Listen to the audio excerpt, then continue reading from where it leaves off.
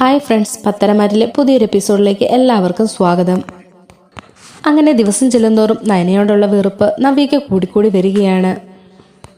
നയനയോട് വല്ലാത്തൊരു വെറുപ്പാണ് നവ്യയ്ക്ക്. എന്നാലും നയനയുടെ കുഞ്ഞിനെ കൊല്ലാൻ മാത്രം നവ്യ തയ്യാറാവുന്നില്ല. പല പ്രാവശ്യം ജലജ വന്ന് നവ്യയോട് ഇക്കാര്യം ആവശ്യപ്പെടുന്നുണ്ടെങ്കിലും ആ കുഞ്ഞിനെ കൊല്ലാൻ ഞാൻ ഒരിക്കലും കൂട്ടുനിൽക്കില്ലെന്നും അതിന് ഞാൻ സമ്മതിക്കില്ല എന്നും തന്നെയാണ് നവ്യ പറയുന്നത്.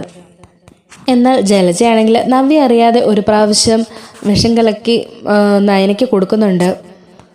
എന്നാൽ അത് പാളിപ്പോവുകയും ചെയ്യുന്നുണ്ട്. നയനയ്ക്ക് അതിൽ നിന്ന് ദൈവാനുഗ്രഹം കൊണ്ട് ഒന്നും തന്നെ സംഭവിക്കുന്നുണ്ടായിരുന്നില്ല. ദേവയാനി അതിനുശേഷം വളരെ ശ്രദ്ധയോടുകൂടിയാണ് നയനയ്ക്ക് ഓരോ സാധനങ്ങളും ഉണ്ടാക്കി കൊടുക്കുന്നത്. നയനയ്ക്ക് കൊടുക്കുന്ന ആഹാരത്തിലും അതേപോലെ പാനീയങ്ങളിലും ജ്യൂസിലും ഒക്കെ ദേവയാനി അതേപോലെ ശ്രദ്ധ പുലർത്തുന്നുണ്ട്. ഉണ്ടാക്കി വെച്ചതിന് ശേഷം ഒരു സെക്കൻഡ് പോലും അതിൻ്റെ ഇരിക്കിൽ നിന്ന് മാറുക പോലും ചെയ്യാതെ നയനെ താഴേക്ക് വിളിച്ച് ആഹാരങ്ങൾ കൊടുക്കുകയൊക്കെ ചെയ്യുന്നുണ്ട്. ഇതൊക്കെ കണ്ട് സഹിക്കാൻ വയ്യാതെ ജലജ നവ്യയുടെ അടുക്കൽ ചെന്ന് പറയുന്നുണ്ട്, മോൾ ഇവിടെ നടക്കുന്ന കാര്യങ്ങൾ വല്ലതും അറിയുന്നുണ്ടോ? ആ ദേവയാനി എന്തൊരു ഇതായിട്ടാണ് നയനെ സ്നേഹിക്കുന്നത്. ആ മരുമോൾക്ക് വേണ്ടിയിട്ട് ഇഷ്ടപ്പെട്ട പലഹാരങ്ങളും സാധനങ്ങളും ഒക്കെ അങ്ങ് ഉണ്ടാക്കി കൊടുത്തുകൊണ്ടിരിക്കുകയാണ്. മോൾക്കറിയുമോ, ദേവയാനിയെ ഈ വീട്ടിലേക്ക് വരുന്നതിന് മുമ്പ് ഞാൻ അബിയും ഈ വീട്ടിലെ മക്കൾ തന്നെയായിരുന്നു. എടുത്തു വളർത്തിയവരാന്ന് ഒരു വാക്ക് ഇന്ന് വരെ അവരാരും ഇവിടെ പറഞ്ഞിട്ടില്ല. പക്ഷേ എന്നാൽ ദേവയാനി വന്നതിന് ശേഷം അവളാണ് ഈ കാര്യങ്ങളൊക്കെ പറഞ്ഞ് ഞങ്ങളെ താറടിച്ച് കാണിച്ചുകൊണ്ടിരുന്നത്. ചെറുപ്പത്തിലെ എന്നെ എടുത്തു വളർത്തിയതാണെന്നും പറഞ്ഞ് എന്നെ ഒത്തിരി അവൾ കളിയാക്കിയിട്ടുണ്ട്. എല്ലാം കഴിഞ്ഞ് ഇപ്പോൾ എൻ്റെ മകനെ ജയിലിലാക്കാനും അവളും അവളുടെ മരുമോളും തന്നെ ശ്രമിക്കുകയും ചെയ്തു. അവൾ വന്ന് കയറി അന്ന് തൊട്ട് ഞങ്ങളെ രണ്ടുപേരും താറടിച്ച് കാണിക്കാനാണ് ശ്രമിച്ചിട്ടുള്ളത്. ഇത്രയും നാളും ക്ഷമിച്ചു, ഇനി ക്ഷമിക്കാൻ പറ്റില്ല. അവൾ കരയണം, അവളും കരയണം, അവളുടെ മരുമോളും കരയണം എന്നിങ്ങനെ ഓരോന്നൊക്കെ പറഞ്ഞ് നവ്യയുടെ മനസ്സിലേക്ക് ജലജ വിഷം കുത്തിവെക്കുന്നുണ്ട്. ഇതെല്ലാം കേട്ട് നവ്യ പറയുന്നുണ്ട്, ശരിയാ, അമ്മ പറഞ്ഞത് ശരിയാ. ദേവയാനി വല്യമ്മയാണ് അമ്മയുടെ ജീവിതം തകർത്തതെങ്കിൽ എൻ്റെ ജീവിതം തകർത്തത് എൻ്റെ അനിയത്തിയല്ല, 2 അനിയത്തിമാരും കൂടെ ചേർന്ന്. എനിക്കറിയാം നന്ദു തനിയെ ഇങ്ങനൊന്നും ചെയ്യില്ല. അവൾക്ക് നല്ലപോലെ പിരികേറ്റി കൊടുത്തിട്ടുണ്ട്. അതുകൊണ്ടാണ് അവൾ ഇങ്ങനെയൊക്കെ ചെയ്തത്. ആദർശിനെ മുഖം വെളുപ്പിക്കാൻ വേണ്ടിയിട്ട് നയനയും കൂടെ ചേർന്നാണ് നന്ദുവിനെ കൊണ്ട് ഇതൊക്കെ ചെയ്യിപ്പിച്ചത്. ഇതെല്ലാം പറഞ്ഞിട്ടും ഇവരിങ്ങനെയൊക്കെ കാണിക്കുന്നത് കാണുമ്പോൾ എനിക്ക് സഹിക്കാൻ പറ്റുന്നില്ല. അവ ചെയ്തതിനെക്കാട്ടിലും വലിയ തെറ്റല്ലേ ആദർശ് ചെയ്തത്. എന്നിട്ടും ഇവർ എല്ലാവരും ആദർശിനോട് ക്ഷമിച്ചു. ആ അനഘയെ ആ പരുവത്തിലാക്കിയിട്ട് പോലും ആർക്കും അതിനെതിരെ ഒന്ന് സംസാരിക്കാൻ പോലും ഇവിടെ പറ്റില്ല. എല്ലാവരും അതിനെ സപ്പോർട്ട് ചെയ്യുകയാണ് ചെയ്യുന്നത്. ഇതൊക്കെ കൂടെ കാണുമ്പോൾ എനിക്ക് നയനെ കൊല്ലാൻ തന്നെ തോന്നാറുണ്ട് എന്നൊക്കെ ഇങ്ങനെ പറയുകയാണ് നവ്യ. ഈ തക്കം നോക്കി ജലജ നവ്യയോട് പറയുന്നുണ്ട്, ഇതൊക്കെ തകർക്കാനായിട്ട് എൻ്റെ കയ്യിൽ ഒരു ഐഡിയ ഉണ്ട്, ഞാൻ നിനക്കത് പറഞ്ഞു തരാം എന്നും പറഞ്ഞ് എന്തോ നവ്യയോട് പറയുന്നതായിട്ട് കാണിക്കുന്നുണ്ട്. അങ്ങനെ പിറ്റേ ദിവസം രാവിലെ അവിടെ അനന്തപുരിയിലേക്ക് ഒരു കൈനോട്ടക്കാരൻ വരികയാണ്. അങ്ങനെ കയറി വന്ന കൈനോട്ടക്കാരനെ കണ്ട് മുത്തശ്ശൻ പറയുന്നുണ്ട്, ഇവിടെ ഇങ്ങനെ ഒരു ആചാരമൊന്നുമില്ല, ഞങ്ങൾക്കിതിനൊന്നും ഒരു വിശ്വാസവുമില്ല. അതുകൊണ്ട് നിങ്ങൾക്ക് പണം വേണമെങ്കിൽ ഞാൻ തന്നേക്കാം, ആരും കൈ നോക്കുകയൊന്നും വേണ്ട എന്നിങ്ങനെ പറയുന്നുണ്ട്. അപ്പോൾ കൈനോട്ടക്കാരൻ പറയുന്നുണ്ട്, അയ്യോ അങ്ങനെ പറയരുത്, ജോലി ചെയ്യാതെ കിട്ടുന്ന കാശ് എൻ്റെ ശരീരത്തിൽ പിടിക്കില്ല, അതുകൊണ്ട് തന്നെ എനിക്കൊന്നും വേണ്ട. ഞാൻ കൈ നോക്കിയും മുഖം നോക്കിയും എല്ലാ സത്യസന്ധമായ കാര്യങ്ങളെ പറയാറുള്ളൂ. എന്തിന്, ഇവിടെ തന്നെ ഈ അടുത്ത് അനർത്ഥങ്ങളായ പല സംഭവങ്ങളും നടന്നിട്ടുണ്ട്. അതിൽ ഇവിടുത്തെ ഒരാൾ ജയിൽവാസം അനുഭവിക്കുന്നുമുണ്ട് എന്നിങ്ങനെ പറയുന്നുണ്ട്. ഇതൊക്കെ കേട്ടുകൊണ്ടാണ് മുത്തശ്ശിയും ദേവയാനിയും നയനയൊക്കെ അങ്ങോട്ടേക്ക് വരുന്നത്. മുത്തശ്ശന് ഇതിനോടൊന്നും വലിയ താല്പര്യമില്ലാത്തതുകൊണ്ട് തന്നെ അവർ വന്നപ്പോഴേക്കും മുത്തശ്ശൻ കയറി പോവുകയാണ്.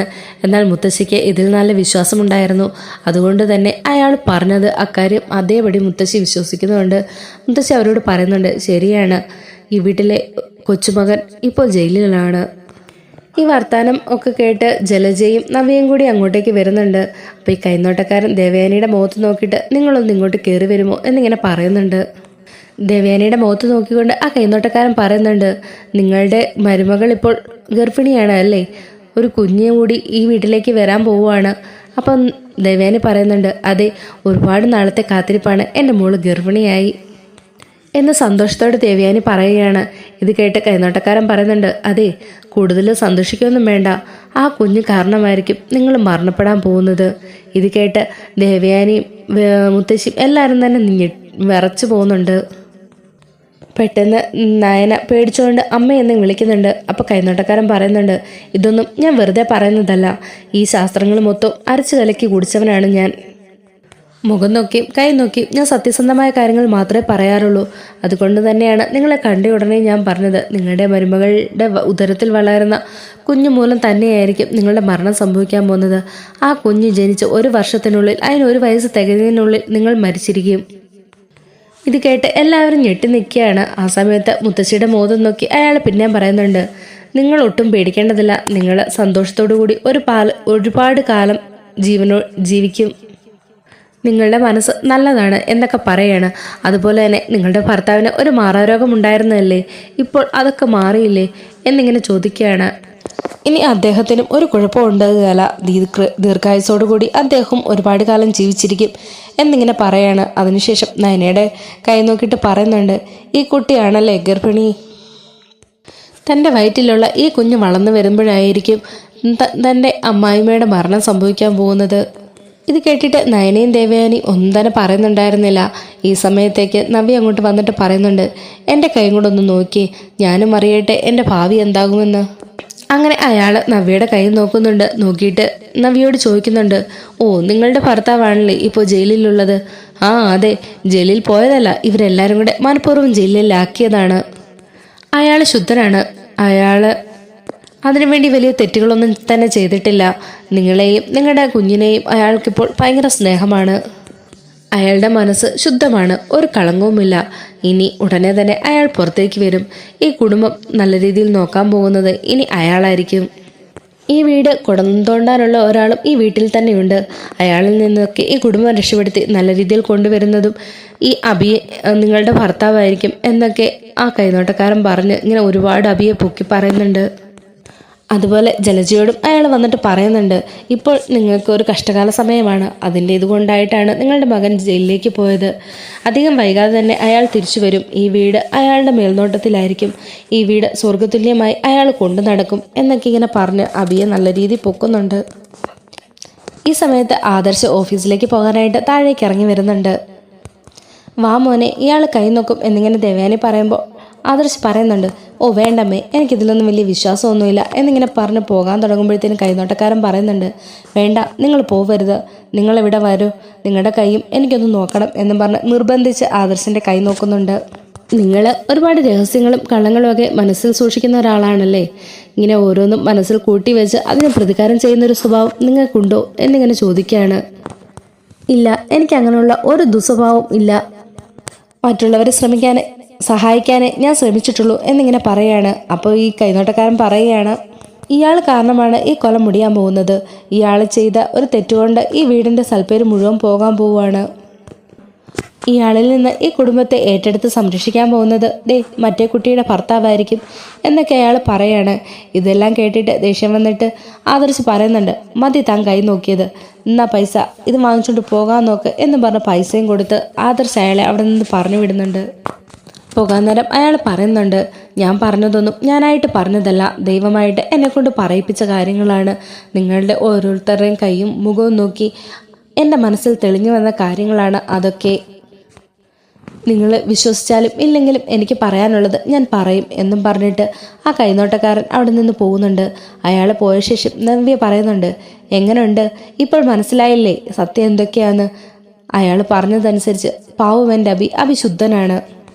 നിങ്ങൾക്കല്ലേ എന്ത് ചെയ്താലും അബിയെ കുറ്റക്കാരനായിട്ട് കാണുന്നത്? ഈ കൊല്ലം തന്നെ നശിപ്പിക്കാനുള്ള ഒരാളും ഇവിടെ തന്നെ ഉണ്ടെന്നല്ലേ അയാൾ പറഞ്ഞത്. അതനുസരിച്ച് ഇയാളല്ലേ അത് നശിപ്പിക്കാൻ പോകുന്നത്? ഇതുവരെ ചെയ്തതും അങ്ങനൊക്കെ തന്നെയുള്ള കാര്യങ്ങളല്ലേ എന്നൊക്കെ നവ്യ ദേഷ്യത്തോടു കൂടി ഇങ്ങനെ പറഞ്ഞുകൊണ്ടിരിക്കുന്നുണ്ട്. എന്നൊക്കെ പറഞ്ഞിട്ട് നവ്യ അകത്തേക്ക് കയറി പോകുന്നുണ്ട്. നവ്യ പോയതിനു ശേഷം ദേവയാനിയോട് ആദർശ് ചോദിക്കുന്നുണ്ട്, അമ്മ ഇതൊക്കെ വിശ്വസിക്കുന്നുണ്ടോ? അപ്പം ദേവയാനി പറയുന്നുണ്ട്, ഇല്ല മോനെ, നയന ഗർഭിണിയാണെന്നും ഇവിടെ ഒരാൾ ജയിലിലായിട്ടുണ്ടെന്നും അതുപോലെ മുത്തച്ഛന് മാറാരോഗമായിരുന്നു എന്നൊക്കെ അയാൾ നല്ല വ്യക്തമായിട്ടാണ് പറഞ്ഞത്. എൻ്റെ പൊന്നമ്മേ, അമ്മയ്ക്ക് എന്താ ഇത്രയ്ക്ക് വിവരമില്ലേ? ഇപ്പോഴത്തെ കാലത്ത് ഫേസ്ബുക്കും വാട്സപ്പും ഒന്നും ഇല്ലാത്തവരായിട്ട് ആരെങ്കിലും ഉണ്ടോ? നമ്മുടെ ഈ കുടുംബം അറിയപ്പെടുന്ന ഒരു കുടുംബമായതുകൊണ്ട് തന്നെ ഇവിടെ നടക്കുന്ന എല്ലാ സംഭവങ്ങളും മീഡിയ വഴി ഇപ്പം എല്ലാവർക്കും തന്നെ അറിയാവുന്ന കാര്യങ്ങളാണ്. എന്തിന് ഈ നാട്ടിൽ ഇറങ്ങി രണ്ടുപേരോട് ചോദിച്ചാൽ തന്നെ അനന്തപുരിയുടെ എല്ലാ രഹസ്യങ്ങളും എല്ലാവരും പറഞ്ഞു കൊടുക്കും. പിന്നെയാണോ അമ്മ ഇങ്ങനെയൊക്കെ ചെയ്തത്? പിന്നെയാണോ അമ്മ ഇതൊക്കെ വിശ്വസിക്കുന്നത്? ഇപ്പോഴത്തെ കാലത്ത് ഇതൊക്കെ ആരെങ്കിലും വിശ്വസിക്കുമോ അമ്മേ എന്ന് ചോദിച്ചിട്ട് ആദർശ് അവിടെ നിന്ന് പോകുന്നുണ്ട്. എന്നാൽ മുത്തശ്ശി പറയുന്നുണ്ട്, എനിക്കിതൊക്കെ വിശ്വസിച്ചേ പറ്റൂ. പണ്ടൊരിക്കൽ ഒരാൾ എൻ്റെ ഒരിക്കൽ പറഞ്ഞിരുന്നു, മുത്തശ്ശന് ഇതേപോലെ മാറാരോഗം ഉണ്ടാവുമെന്ന്. അത് സംഭവിച്ചില്ലേ? അതുപോലെ ജലജയെ ദത്തെടുക്കുന്നതിന് മുമ്പ് തന്നെ ഒരു പെൺകുട്ടിയെ ഈ വീട്ടിലേക്ക് ദത്തെടുത്ത് കൊണ്ടുവരുമെന്നും പറഞ്ഞു. അതുപോലെ ജലജയെ ദത്തെടുത്ത് കൊണ്ടുവന്നില്ലേ? അതുകൊണ്ട് എനിക്ക് ഉറപ്പാ ഇതിലെന്തൊക്കെയോ സത്യാവസ്ഥയുണ്ട്. അപ്പം നയന പറയുന്നുണ്ട്, അമ്മേ എന്തൊക്കെയാമ്മ ഈ കേൾക്കുന്നത്? അയാൾ പറഞ്ഞത് സത്യമാണെങ്കിൽ എൻ്റെ കുഞ്ഞ് ജനിച്ച് 1 വയസ്സാകുന്നതിന് മുമ്പ് അമ്മ മരിക്കുമെന്നല്ലേ പറഞ്ഞത്? ദേവയാനി അപ്പോൾ പറയുന്നുണ്ട്, ഇതിലൊന്നും ഒരു സത്യമില്ല മോളെ. മോൾ എന്തിനാ വിഷമിക്കുന്നേ? വെറുതെ കാശിന് വേണ്ടിയിട്ട് അയാൾ ഓരോന്ന് പറയുന്നതാണ്. തൽക്കാലം മോൾ അകത്തേക്ക് കയറിപ്പോ എന്നും പറഞ്ഞ് ആശ്വസിപ്പിച്ച് നയനെ അകത്തേക്ക് പറഞ്ഞു വിടുന്നുണ്ട്. നയനെ പോയതിന് ശേഷം മുത്തശ്ശി ദേവയാനിയോട് പറയുന്നുണ്ട്, അയാൾ അങ്ങനെ പറഞ്ഞപ്പോൾ എൻ്റെ മനസ്സിൽ തീയായിരുന്നു മോളെ. ബാക്കിയുള്ള കാര്യങ്ങളൊക്കെ അയാൾ പറഞ്ഞത് സത്യസന്ധമായ കാര്യങ്ങളല്ലേ? ഇത്രയും കേട്ട സ്ഥിതിക്ക് നമുക്കിത് വിശ്വസിക്കാതിരിക്കാൻ പറ്റുമോ മോളെ എന്നിങ്ങനെ പറയുകയാണ്. അപ്പോൾ ദേവയാനി പറയുന്നുണ്ട്, അയാൾ എന്താ അമ്മേ പറഞ്ഞത്? എൻ്റെ നയനയ്ക്ക് കുഞ്ഞുണ്ടായി 1 വയസ്സ് കഴിയുമ്പോഴേക്ക് 1 വയസ്സാകുന്നതിന് മുമ്പ് തന്നെ ഞാൻ മരിക്കുമെന്നല്ലേ? എന്നാലും എനിക്കൊരു പ്രശ്നമില്ലമ്മേ. എൻ്റെ ഇത്രയും നാളത്തെ ആഗ്രഹമാണ് എൻ്റെ ആദർശമോനൊരു കുഞ്ഞ്.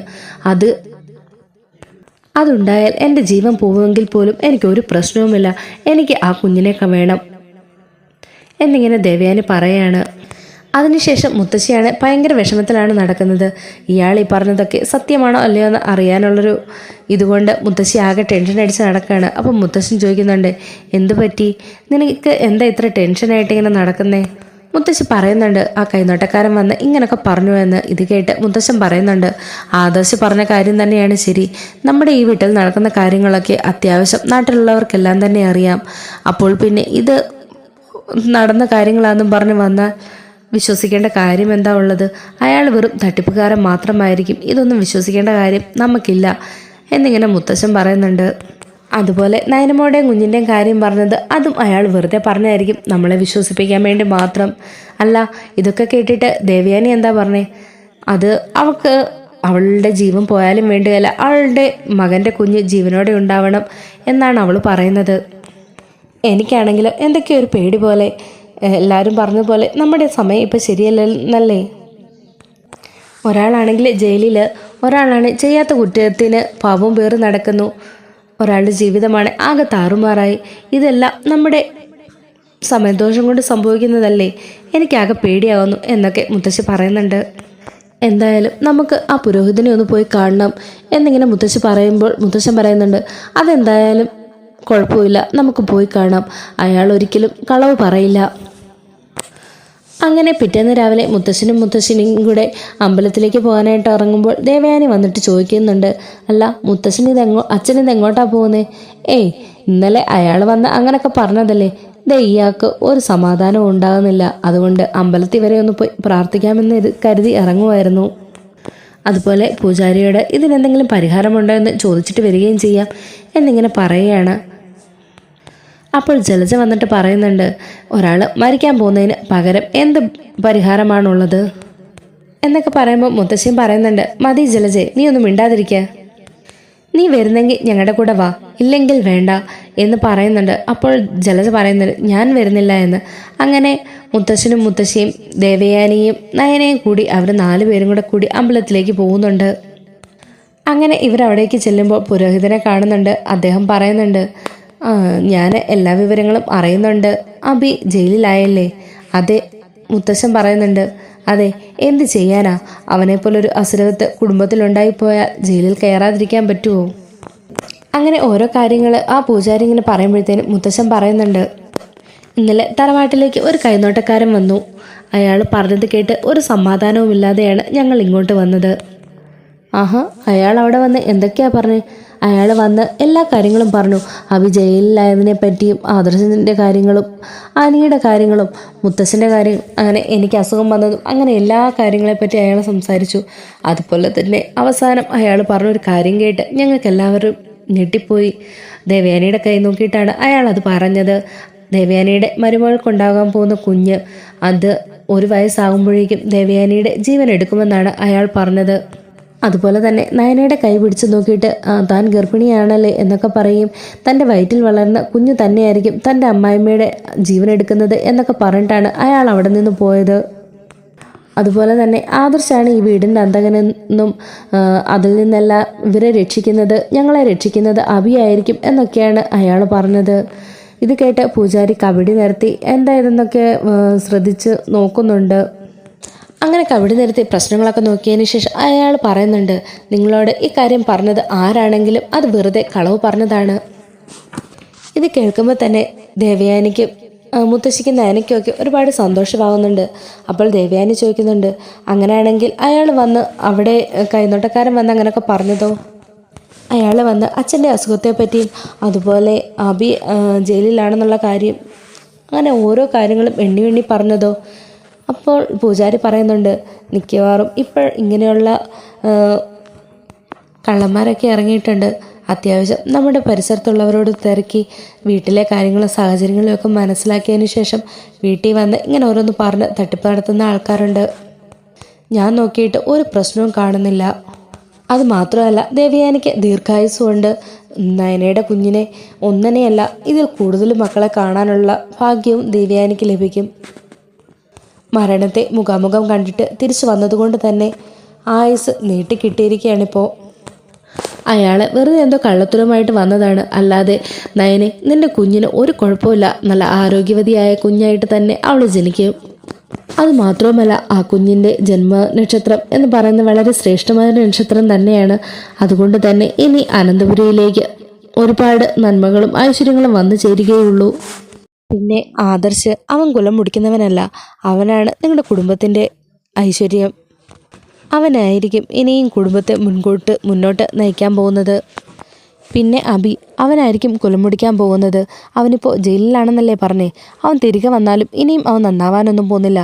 ഇനിയും പല തെറ്റുകൾ അവൻ ചെയ്തുകൊണ്ടേയിരിക്കും. അതുപോലെ തന്നെ നിങ്ങൾ പല കാര്യങ്ങളും നയനയുടെ മൂത്ത ചേച്ചിയോട് മറച്ചു വെച്ചിരിക്കുകയാണെന്ന് ഞങ്ങൾക്കറിയാം. അത് എത്രയും പെട്ടെന്ന് എത്രയും നേരത്തെ തന്നെ അവരോട് പറയുന്നതായിരിക്കും നല്ലത്. അല്ലെങ്കിൽ അതിനെ തുടർന്നുണ്ടാകുന്ന പല ഭവിഷ്യത്തുകളും അനന്തപുരിയിൽ നടക്കും. അപ്പോൾ ദേവയാനി പറയുന്നുണ്ട്, അതിനോട് ആ കുട്ടിയോട് കാര്യങ്ങളൊന്നും പറയാൻ പറ്റില്ല. അത് അങ്ങനെ എങ്ങാനുമാണ് യഥാർത്ഥത്തിൽ സംഭവിച്ചതെന്ന് ആ കുട്ടി അറിഞ്ഞ് അവൾ ആത്മഹത്യ ചെയ്യുമെന്നാണ് പറയുന്നത്. അത് ശരിയാണ്, അതൊക്കെ എനിക്കറിയാം. എന്നാലും എത്രയും പെട്ടെന്ന് തന്നെ ആ കുട്ടിയോട് സത്യങ്ങളൊക്കെ വിവരിച്ച് പറയുന്നത് തന്നെയാണ് നല്ലത്. അതിന് സമാധാനമായി പറഞ്ഞ് മനസ്സിലാക്കിക്കുക. അല്ലെങ്കിൽ ഇതിലും വലിയ ഭവിഷ്യത്തായിരിക്കും അനന്തപുരിയിൽ നടക്കാൻ പോകുന്നത്. അനന്തപുരി തന്നെ കുലം മുടിയാൻ ഇതൊരു കാരണമായേക്കാം. അതേപോലെ നയനയുടെ തലയിൽ കൈവച്ച് അയാൾ പറയുന്നുണ്ട്, ദീർഘസുമംഗലിയാണ്, ഒന്നുകൊണ്ടും ഭയപ്പെടേണ്ട, ധൈര്യമായിട്ട് പോക്കോളൂ എന്നിങ്ങനെ പറഞ്ഞ് അവരെ അവിടെ നിന്ന് അനുഗ്രഹിച്ച് വിടുന്നുണ്ട്. അങ്ങനെ അവിടെ നിന്ന് തിരികെ പോകുന്ന വഴിക്ക് മുത്തച്ഛൻ അവരോട് പറയുന്നുണ്ട്, ഞാൻ അപ്പോഴേ പറഞ്ഞില്ലേ വീട്ടിലൊക്കെ ഓരോരുത്തർ വന്ന് പറയുന്ന കാര്യങ്ങളൊന്നും വിശ്വസിക്കാൻ നിൽക്കണ്ടെന്ന്. അവരൊക്കെ കാശിന് വേണ്ടി പലതും പല രീതിയിലും പറഞ്ഞ് വളച്ചൊടിക്കും. അതൊന്നും വിശ്വസിക്കേണ്ട കാര്യം നമുക്കില്ല എന്നിങ്ങനെ മുത്തച്ഛൻ പറയുന്നുണ്ട്. അങ്ങനെ അവരെല്ലാവരും കൂടെ വണ്ടിയെ കയറി തിരികെ അനന്തപുരിയിലേക്ക് വരികയാണ്. വരുന്ന വഴിക്ക് വഴി സൈഡിൽ ഒരാളിങ്ങനെ സിഗരറ്റൊക്കെ വലിച്ച് നിൽക്കുന്ന കാണുന്നുണ്ട് മുത്തച്ഛൻ. അത് കാണുമ്പോൾ തന്നെ മുത്തച്ഛൻ വണ്ടി സൈഡാക്കാൻ പറയുന്നുണ്ട്. എന്നിട്ട് മുത്തച്ഛൻ പറയുന്നുണ്ട്, അല്ല ഇന്നലെ ഇയാളല്ലേ കൈനോട്ടക്കാരനാണെന്നും പറഞ്ഞ് നമ്മുടെ വീട്ടിലേക്ക് വന്നത്? അത് കേട്ട് ദേവയാനി നോക്കിയിട്ട് പറയുന്നുണ്ട്, ശരിയാണല്ലോ, അയാളുടെ അതേ ഷേപ്പ്. പക്ഷേ ഇന്നലെ വന്ന രൂപമൊന്നുമല്ലല്ലോ അയാൾക്കിപ്പോൾ. ഇപ്പോൾ അയാൾ സിഗരറ്റൊക്കെ വലിച്ചുകൊണ്ട് നിൽക്കുന്നത് കണ്ടില്ലേ? അപ്പോൾ മുത്തശ്ശൻ പറയുന്നുണ്ട്, എന്തായാലും നമുക്കൊന്ന് പോയി സംസാരിച്ച് നോക്കാം എന്നും പറഞ്ഞ് മുത്തശ്ശൻ അയാളുടെ അരികിലേക്ക് പോകുന്നുണ്ട്. ദേവയാനി ഇപ്പോൾ ചോദിക്കുന്നുണ്ട്, ശരിക്കും ഇത് അയാൾ തന്നെ ആയിരിക്കുമോ അതോ നമ്മുടെ സംശയം മാത്രമാണോ? മുത്തശ്ശൻ പറയുന്നുണ്ട്, എന്തായാലും പോയൊന്ന് സംസാരിച്ച് നോക്കാം, അപ്പോൾ നമ്മുടെ സംശയം മാറുമല്ലോ എന്നും പറഞ്ഞ് അയാളുടെ അരികിലേക്ക് സംസാരിക്കാനായിട്ട് മുത്തശ്ശൻ പോകുന്നുണ്ട്. അങ്ങനെ അവിടെ നിന്ന് മുത്തശ്ശൻ പോയി അയാളുടെ തോളയിലേക്ക് കൈവെക്കുമ്പോൾ തന്നെ ഇയാൾ തിരിഞ്ഞു നോക്കുമ്പോൾ മുത്തശ്ശനെ കണ്ട് ആകെ ഞെട്ടി വരച്ച് ഓടാനൊക്കെ ശ്രമിക്കുന്നുണ്ട്. അയാളെ പിടിച്ചു നിർത്തി മുത്തശ്ശൻ അയാളുടെ കോളറിനെ കുത്തിപ്പിടിക്കുമ്പോഴത്തേനും അരികെ നിന്നവർക്ക് ചോദിക്കുന്നുണ്ട്, അയ്യോ എന്താ സാറേ, എന്താ പ്രശ്നം എന്നിങ്ങനെ ചോദിക്കുമ്പോൾ മുത്തശ്ശൻ ചോദിക്കുന്നുണ്ട്, ഇയാളെ നിങ്ങൾക്കറിയാമോ? ആ അറിയാം സാർ, ഇവിടെ ലോട്ടറി കച്ചവടം ചെയ്യുന്ന ആളല്ലേ? എന്താ സാറേ എന്തെങ്കിലും പ്രശ്നമുണ്ടോ? അപ്പോൾ മുത്തശ്ശൻ അയാളോട് ഇട്ട് ചോദിക്കുന്നുണ്ട്, ഇന്നലെ നീയല്ലേടോ കൈനോട്ടക്കാരനാണെന്നും ഇട്ട് എൻ്റെ വീട്ടിലേക്ക് വന്നത്? അപ്പോൾ അവിടെ കൂടെ ഇരുന്നവർ ചോദിക്കുന്നുണ്ട്, കൈനോട്ടക്കാരനോ? ഇവനോ? അയ്യോ സാറേ ഞാൻ അങ്ങനെയൊന്നും വന്നിട്ടില്ല, ഞാനല്ല, നിങ്ങൾക്ക് ആൾ മാറിയതായിരിക്കും. അപ്പോൾ മുത്തശ്ശൻ പറയുന്നുണ്ട്, ആഹാ അങ്ങനാണോ? എനിക്ക് ആൾ മാറിയതാണെങ്കിൽ നീ വണ്ടിയിലോട്ട് കയറ്, നമുക്ക് നേരെ സ്റ്റേഷനിൽ പോകാം. അവിടെ ചെന്നിട്ട് തീരുമാനിക്കാം എനിക്ക് ആൾ മാറിയതാണോന്ന്. അയ്യോ സാറേ, ചതിക്കല്ലേ. എനിക്ക് 2 കുട്ടികളുണ്ട്, വയ്യാത്ത ഒരു ഭാര്യയും. എന്നെ ചതിക്കല്ലേ. അപ്പം മുത്തശ്ശൻ പറയുന്നുണ്ട്, എങ്കിൽ പിന്നെ എന്തിനാണ് നീ ഇന്നലെ വീട്ടിൽ വന്ന് അങ്ങനെയൊക്കെ അവിടെ സംസാരിച്ചത്? അയ്യോ സാറേ, അത് ഞാൻ തന്നെയാണ്. എനിക്കൊരു അബദ്ധം പറ്റിപ്പോയതാണ്. അബദ്ധം പറ്റിയതോ? വീട്ടിൽ വന്ന് വീട്ടിലുള്ളവരോട് ഓരോന്നൊക്കെ പറഞ്ഞ് ഇല്ലാത്തത് പറഞ്ഞ് പേടിച്ചും പോരാണ്ട് നിനക്കിപ്പോൾ അബദ്ധം പറ്റിയതാണെന്നോ? അയ്യോ സാർ, അങ്ങനെയല്ല. എനിക്ക് ആ വീട്ടിലുള്ളവർ തന്നെ കുറച്ച് കാശ് തന്നിട്ട് എന്നോട് അങ്ങനെ അഭിനയിക്കാൻ പറഞ്ഞതാണ്. സത്യം പറയടാ, നിന്നോട് ആര് പറഞ്ഞിട്ടാണ് നീ അങ്ങനെ അനന്തപുരിയിൽ വന്ന് പറഞ്ഞത്? അത് പിന്നെ സാറിന് തന്നെ മകളില്ലേ ജലജ മേഡം, അവർ പറഞ്ഞിട്ടാണ് ഞാൻ അങ്ങനെയൊക്കെ വന്ന് പറഞ്ഞത്. അവരെനിക്ക് 5000 രൂപ പൈസയായിട്ട് തരുകയും ചെയ്തു. അതുകൊണ്ടാണ് ഞാൻ അവിടെ അങ്ങനെ വന്ന് സംസാരിച്ചത്. അതുപോലെ തന്നെ അവിടെയുള്ള എല്ലാവരുടെയും ഫോട്ടോ കാണിച്ച് ഓരോരുത്തരെ പറ്റിയുള്ള കാര്യങ്ങളും എനിക്ക് പറഞ്ഞു തന്നു. അതുപോലെ ദേവയാനി മേഡത്തിന് മരിച്ചു പോകുമെന്നും അത് നയന മേഡത്തിൻ്റെ വയറ്റിലുള്ള കുഞ്ഞു കാരണമാണെന്നും പറഞ്ഞ് അവരെ ഭയപ്പെടുത്തണമെന്ന് പറഞ്ഞു. അതുകൊണ്ടാണ് ഞാൻ അങ്ങനെയൊക്കെ പറഞ്ഞത്. പൈസ തരാമെന്ന് പറഞ്ഞപ്പോൾ എൻ്റെ അത്യാവശ്യം കൊണ്ട് ഞാൻ അറിയാതെ ഏറ്റുപോയതാണ്. എന്നെ ഒന്നും ചെയ്യല്ലേ സാറേ എന്നിങ്ങനെ പറയുന്നുണ്ട്. അപ്പോൾ മുത്തശ്ശൻ പറയുന്നുണ്ട്, ഇനി മേലാൽ ആര് വിളിച്ചാലും ഇങ്ങനെ ഒരു കാര്യം നീ പോയി ചെയ്തേക്കരുത് എന്നൊക്കെ വാണിംഗ് കൊടുത്തിട്ട് അവർ നേരെ അനന്തപുരിയിലേക്ക് എത്തുന്നുണ്ട്. അങ്ങനെ അവിടേക്ക് ചെല്ലുന്ന മുത്തശ്ശൻ ദേഷ്യത്തോടു കൂടി ജലജ എന്ന് വിളിക്കുന്നുണ്ട്. ജലജ എന്താ അച്ഛാ എന്നും ചോദിച്ച് അങ്ങോട്ടേക്ക് ഇറങ്ങി വരുന്നുണ്ട്. വന്ന പാടെ ചെവിക്കല്ല് പൊട്ടുന്ന രീതിയിൽ ഒറ്റ അടി വെച്ച് കൊടുക്കുന്നുണ്ട് മുത്തശ്ശൻ. ആ അടി കിട്ടിയ പാടെ കറങ്ങി തെറ്റിപ്പോയി ഇരിക്കുന്നുണ്ട് ജലജ. ഇത് കണ്ട് അയ്യോ അമ്മേ എന്നും പറഞ്ഞ് ഓടി വന്ന് നവ്യ ജലജനെ എടുക്കുന്നുണ്ട്. മുത്തശ്ശൻ എന്ത് പണിയായി കാണിക്കുന്നത്? എന്തിനാണ് അമ്മ അടിക്കുന്നത്? മുത്തശ്ശൻ പറയുന്നുണ്ട്, ഇവളെ അടിക്കുമല്ലോ, കൊന്നു കളയുക വേണ്ടത്. നീ എന്താടി കരുതിയത്? ഞാനൊന്നും അറിയുകയല്ലെന്നോ? അപ്പോൾ ജാനകി ചോദിക്കുന്നുണ്ട്, എന്താ അച്ഛാ, എന്താ പ്രശ്നം? ഇവളെന്താ ചെയ്തേ? അജയനും ആദർശവും ഒക്കെ ചോദിക്കുന്നുണ്ട്, എന്തിനാ മുത്തശ്ശ അപ്പച്ചി എങ്ങനെ തല്ലുന്നതെന്ന്. അപ്പോൾ മുത്തശ്ശൻ പറയുന്നുണ്ട്, എടാ നീ ഇന്നലെ കണ്ടില്ലായിരുന്നോ ഒരു കൈനോട്ടക്കാരൻ ഇവിടെ വന്നത്? അയാൾ വന്ന് പറഞ്ഞിട്ട് പോയ കാര്യങ്ങളൊക്കെ കേട്ടുമില്ലായിരുന്നോ? ഞങ്ങളിന്ന് അമ്പലത്തിൽ പോയി തിരികെ വരുന്ന വഴിക്ക് അയാളെ കണ്ടിരുന്നു, ലോട്ടറി വിറ്റുകൊണ്ട് നിൽക്കുന്നത്. അയാളെ കണ്ട് ഞാൻ അയാളോട് ചോദിച്ചപ്പോൾ അവസാനം 2 കൊടുത്തു കഴിഞ്ഞപ്പോൾ സത്യസന്ധമായ കാര്യങ്ങളെല്ലാം പറഞ്ഞു.